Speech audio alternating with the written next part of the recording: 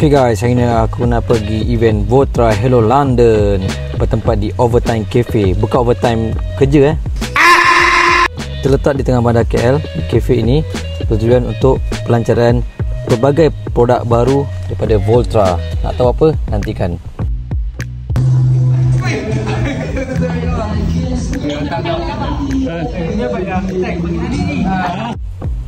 Kita ada berbagai jenis mesh cap, 2 jenis yang baru, running tee, berbagai design dan berbagai t-shirt juga ada dijual di sini, especially untuk London.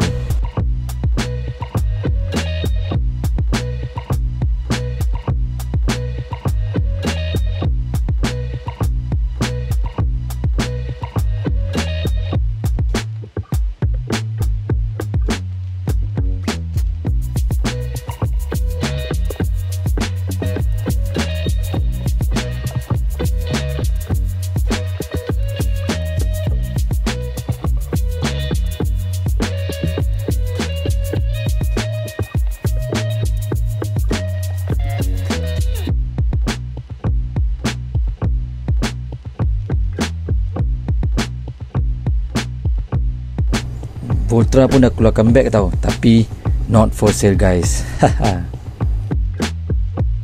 Aku try mesh cap yang ada adjustable strap ni, tengok sesuai sangat dengan muka aku. Aku terbalik lagi cun.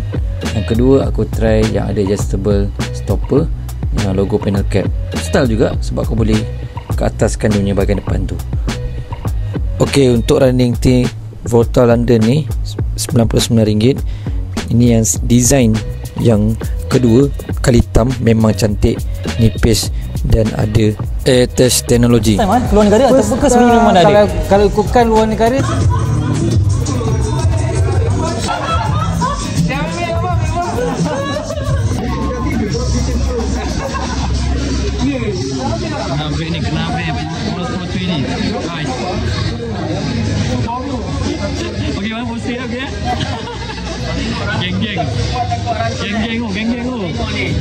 Okay guys, satu produk delay tak tahu bila diriliskan, dan oversize t-shirt ni sangat-sangat padu guys.